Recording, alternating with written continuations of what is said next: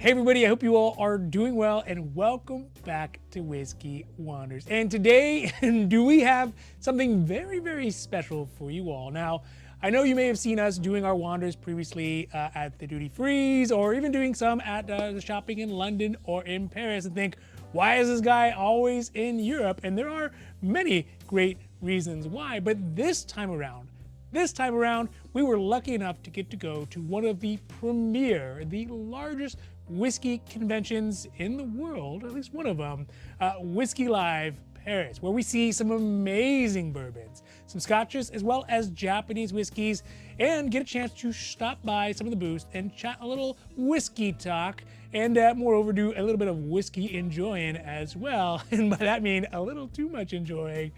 But either way, today we are going to talk about our trip to Paris and to the bourbon wing of the Paris Whiskey Live event, and also look at what they had on sale and what we got to try. Now, before we get to the video, if you like these videos, if you like really all of our videos, whether it is the wanders or the hauls or the reviews or the unbottlings, the unboxings, and really all the amazing stuff that we got cooking up for you, please don't forget to like and subscribe, because it does really help the channel grow, and we are so thankful for that. Thank you. But also because you get updates when our long videos come out, like these ones, when our short video come out, and whatever other content we got coming out. All right, now, let's get down to the video. All right, so while we are waiting for the international Wander Vision to get fired up here, it takes a little bit longer because you got to convert from metric. Allow us to also get warmed up. And today I'm going to be enjoying a little bit of, you know what, I think I'm going to go with the little book. Yeah, I'm going to go with this little book, which is from the Beam family, and don't let anyone tell you otherwise. But it is kind of an interesting little offshoot, and they don't make a lot of it. I think it just comes out once a year, but it's a nice little enjoyable drink when you get it. So let's get a glass here, and of course, see if we can get a pop. Well, not too bad. And get a little bit of juice. Oh yeah. And whiskey, because let's face it, you can never really drink too much of it. You can only just really drink it too fast. Cheers. It's almost got like a Jolly Rancher to it, like a woody Jolly Rancher. All right, so let's talk a little bit about this Whiskey Live Paris. And Whiskey Live Paris is one of the largest whiskey expositions on the continent of Europe, where they invented the continental breakfast. Maybe it's the other way around.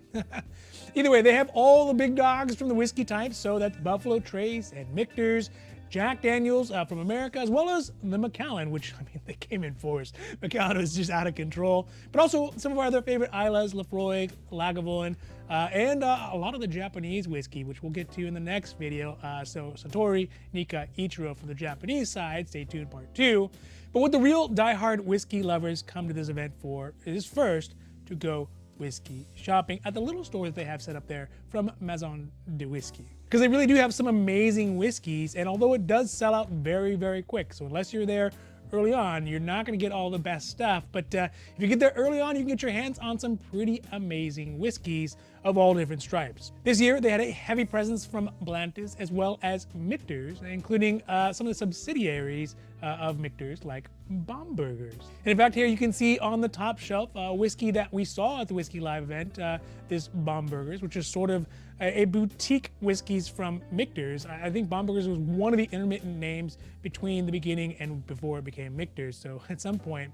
And this one actually is still the 2022 version of it.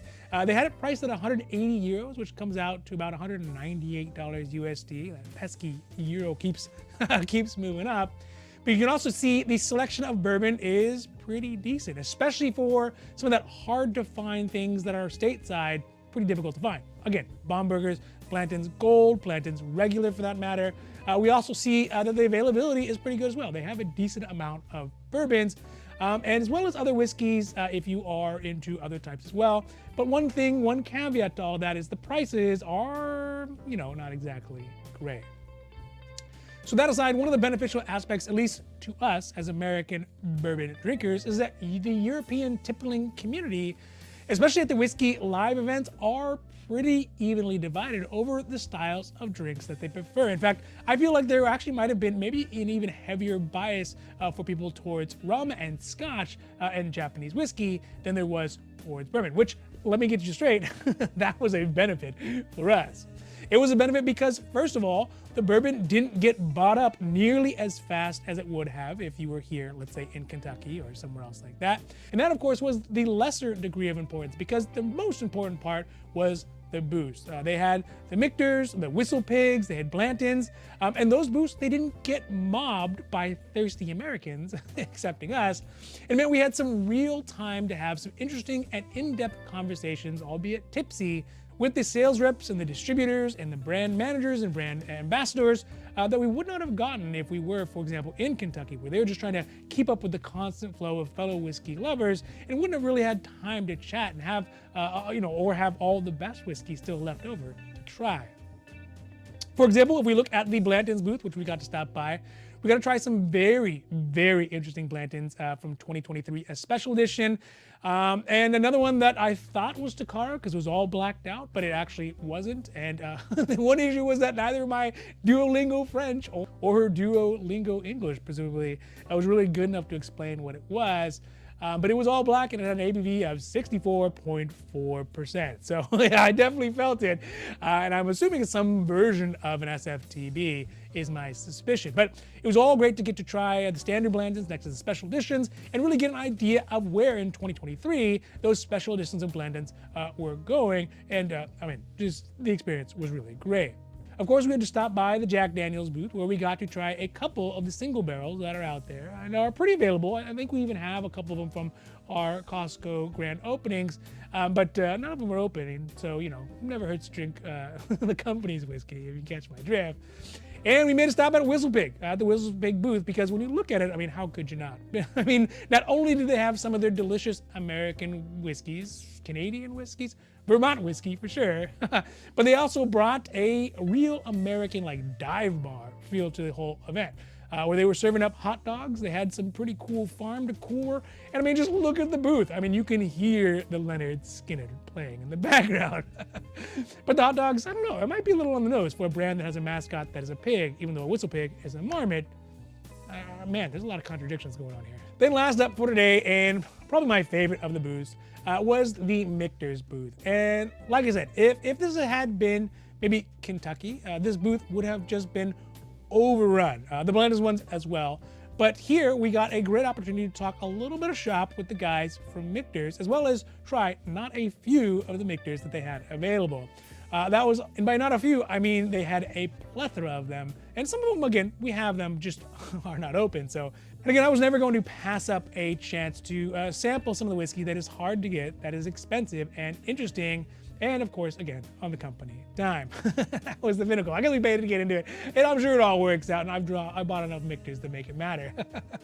But they had all the standard lines from Michters, including the Rye, the Toasted Barrels, as well as some open bottles of the Bombergers, as well as the Shenks. The highlight for me, though, was obviously getting to talk to the sales manager there. He was really cool. My memory was not so, I was a little hazy by that, but he was really awesome. And he opened up and gave us some of the Michters 10 bourbon, which, again, just amazing and super cool and nothing but class. So overall, traveling 10 hours plus standing in the cold and the rain and trying to get by on what would generously be Duolingo French. I definitely think the trip was well worth it to go to the Whiskey Live in Paris.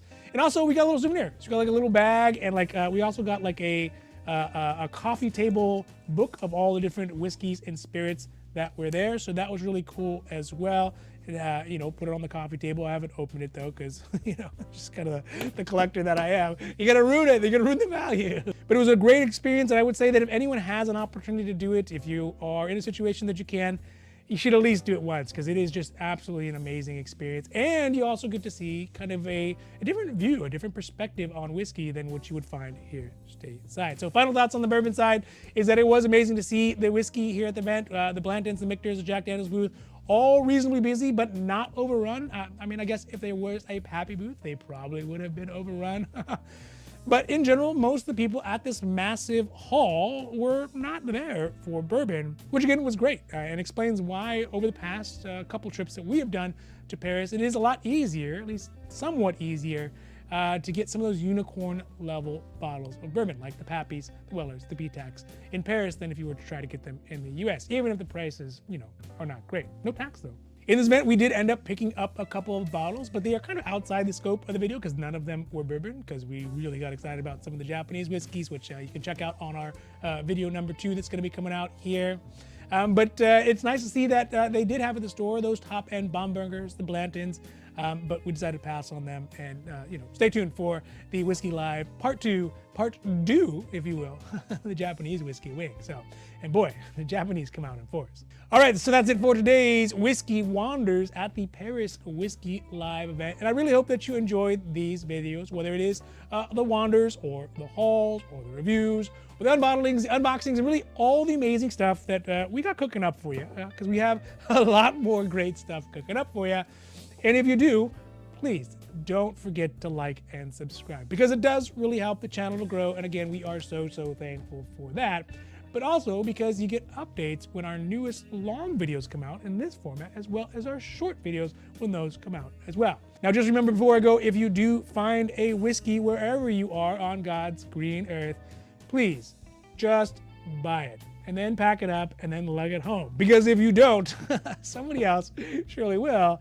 And in that case, it might even be me. All right, everybody, have a great rest of your week. I'm out, and au revoir.